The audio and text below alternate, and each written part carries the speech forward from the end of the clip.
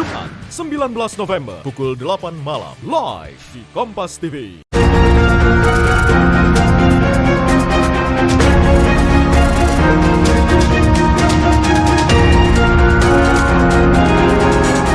Pesawat sudah siap, saya akan menuju ke sana saudara untuk melakukan teknik modifikasi cuaca. Saya akan melisiknya eksklusif.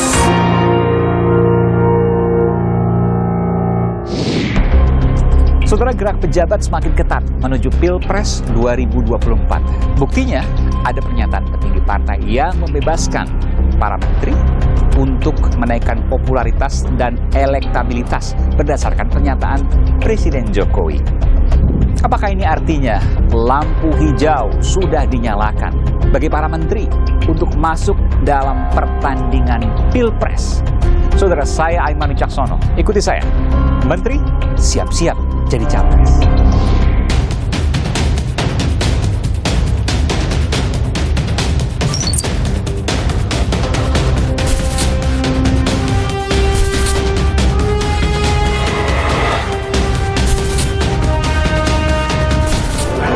Presiden memberi kebebasan kepada semua menterinya untuk menaikkan popularitas dan elektabilitas.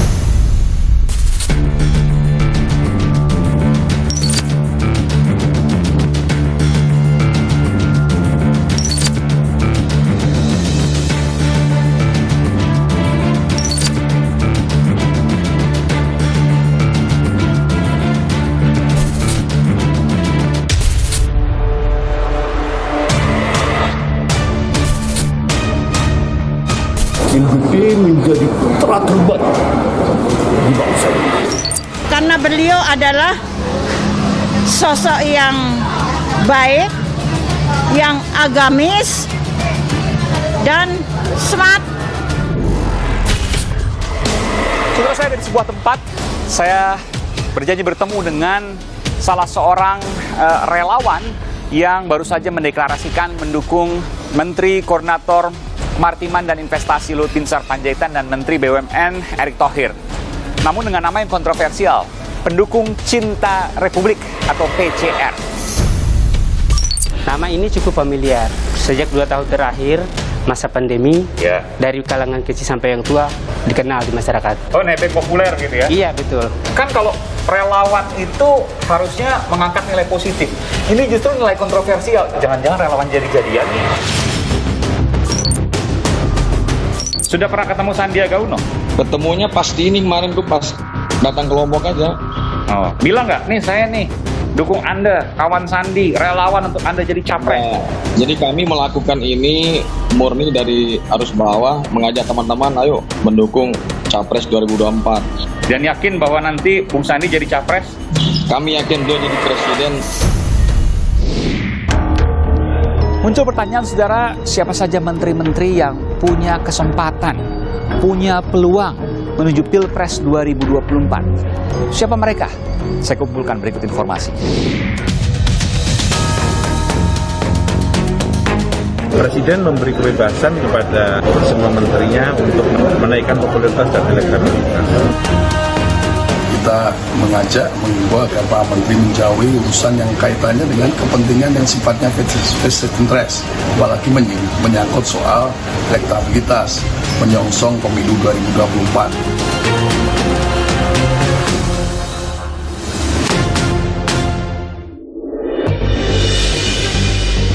Aroma pemilu kian menyengat. Sejumlah menteri ambil ancang-ancang menuju Pilpres 2024. Dari 34 menteri, ada yang tampak mantap, ada pula yang masih malu-malu. Apapun itu, langkah menteri bakal kian mulus. Bahkan Presiden kabarnya mempersilahkan menteri untuk memoles diri demi kursi RI 1. Setidaknya ini yang disampaikan oleh petinggi Partai Gerindra membocorkan restu Presiden. Presiden memberi kebebasan kepada semua menterinya untuk melakukan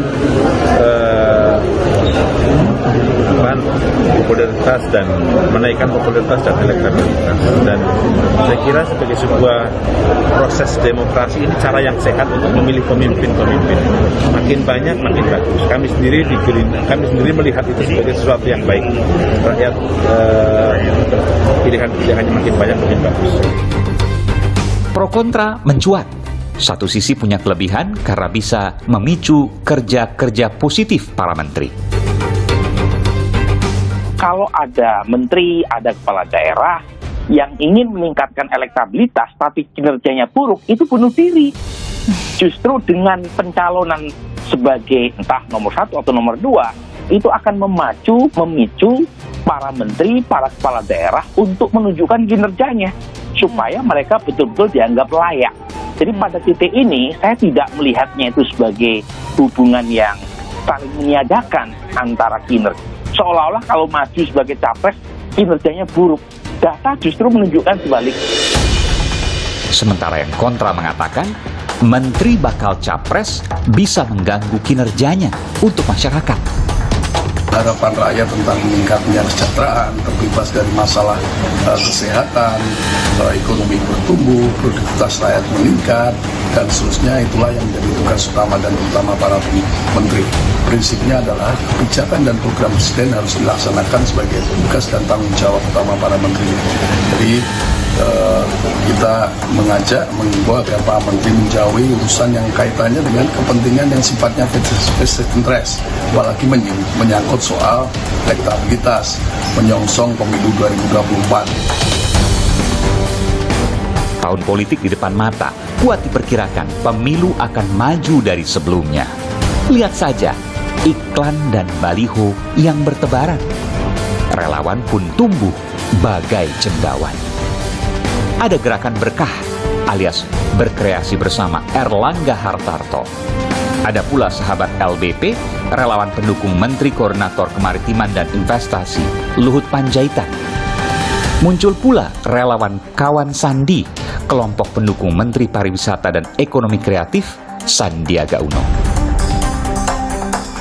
Jadi fenomena munculnya relawan sekarang ini menurut saya adalah sebuah fenomena demokrasi yang sangat positif.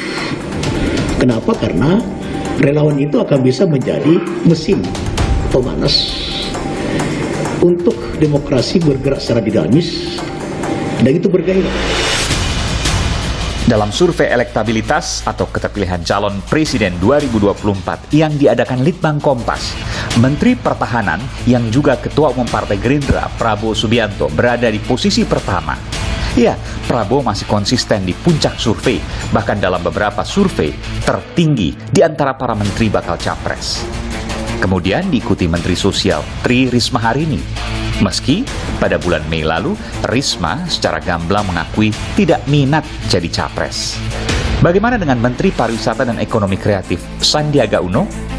Nama Sandi juga kerap mengisi survei, namun hingga sekarang Sandi masih bungkam jika ditanya akan maju pilpres lagi atau tidak.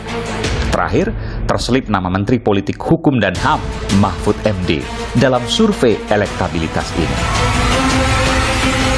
Akankah red carpet alias restu dari presiden akan membuat bulan-bulan ke depan menteri makin terang berkampanye menuju pilpres? Lalu siapa saja para menteri yang layak dan akan maju di pemilihan presiden? Aiman menelisiknya.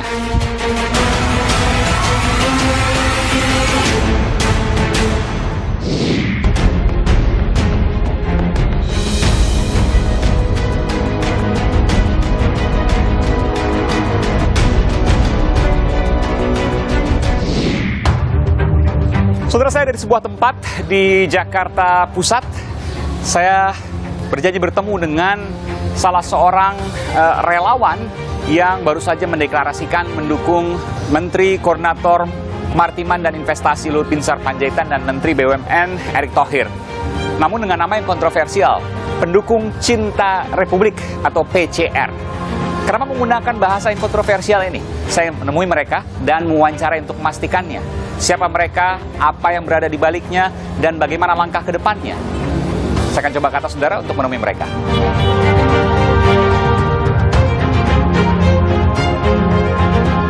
Ini Bung Yaban Ibnu dan Bung Kafi, betul ya? Iya, betul.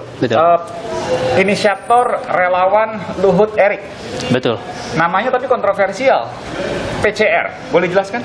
Nama ini cukup familiar. Sejak 2 tahun terakhir, masa pandemi, dari kalangan kecil sampai yang tua, dikenal di masyarakat. Oh, nebeng populer gitu ya? Iya, betul. Kan di mana-mana juga mulai muncul tuh relawan-relawan lain. Makanya kami pakai istilah picir aja gitu. Nanti orang akan ingat selalu isu kontroversialnya dong. Ya itu kan asumsi publik kita tidak bisa batasi itu. Kok tiba-tiba ada isu kontroversial lalu kemudian mengangkat 2 nama ini? Kan kalau relawan itu harusnya mengangkat nilai positif. Jangan-jangan relawan jadi-jadian nih. Kalau ditanya soal itu kan soal asumsi aja. Asumsi, nggak apa-apa? Nggak apa-apa. Oke. Kalau tidak percaya, ya silakan dicari tahu aja. Gimana cara-cara tahunya? Misal track record segala macam, susah nyari track record Anda. Asli dari mana? Saya dari Nusa Tenggara Barat. Oh, dari? Iya, Bima. Oh, dari Bima. NTB juga? Iya. Oke, sama di Bima juga? Iya. Siapa sih di belakang Anda? Kami murni inisiatif sendiri. Sendiri? Sendiri, betul. Bung Kavi sendiri juga? Selaku pemuda. Oh, saya dengar kan sudah ada koordinator beberapa daerah. Anda koordinator di... Iya, saya khusus wilayah DKI, Jakarta. DKI Jakarta. Bung Kavi? Saya Bali Nusa. Oke, Bali Nusa Tenggara. Iya, betul. Ada lagi mungkin? Ada satu, cuman beliau belum kesempatan hadir. Oh, koordinator di? Di wilayah Jawa Barat. Jawa Barat. Latar belakang Anda apa sih sehari-hari? Sejauh ini kami fokus di perkuliahan. Perkuliahan? Betul. Saya magister ilmu administrasi publik. Oh, administrasi publik. Bung Kavi? Ilmu politik. Ilmu politik. Oh, jadi sekaligus praktek nih ya. Dana dari mana? Ini kan kami inisiatif sendiri kan, melihat situasi. Ya akhirnya kami urungan masing-masing aja. Tapi ini kan tempat, kalau saya ingat ya, saya coba geser ya. Deklarasi pertama di sini ya? Iya, betul. Ini restoran nih, bukan kantor nih ya? Betul, betul. Jadi nyewa restoran buat deklarasi. Ya. Itu kan butuh biaya. Berapa sih waktu itu biayanya? Nggak nyampe 1,5 juta. Karena buat... Dan itu urunan sendiri-sendiri? Iya, betul. 50 areanya. Apa sih? Ya, sebagai loyalis kenapa enggak gitu. Loyalis? Iya. Loyalis siapa? Saya akan menelisiknya eksklusif